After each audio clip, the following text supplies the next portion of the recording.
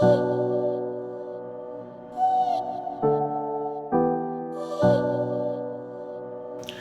it was kind of a serendipitous, mushy love story, really.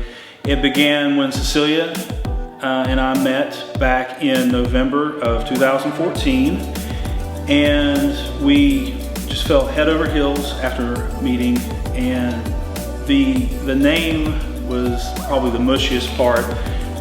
I related our meeting to kind of some stellar stuff.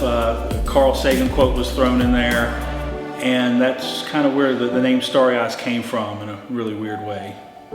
So I would say our keystone service is brand development. It's something that I personally hold dear because it involves logo design. And that's kind of one of the key things people think of when they hear branding. They think of logos. And while that is a service we've offered over the years, kind of the evolution of our services, our brand development particularly, has been to not just focus on the logo design, because there's a lot of other aspects with branding. Brand insights is one of the 4 major categories that we consider under brand development.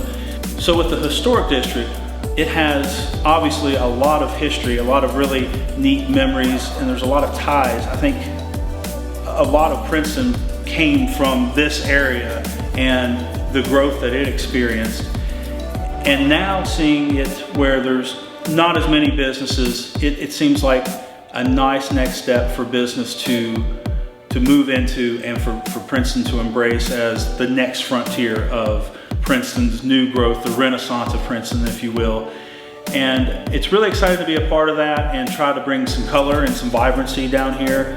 And I am hoping that within the next couple of weeks we'll have our windows done for our new space. We kind of hit a little bit of a roadblock, obviously, when it was time to do a grand reopening for our new space. And so that's kind of a really nice anticipation of doing a grand reopening and inviting people down here.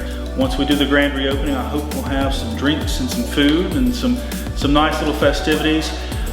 But with that in mind, I don't know when that can safely be, so we haven't pegged down an exact date for that yet. But once it happens, I want it to be kind of big so we can properly introduce people to what the historic district has to offer.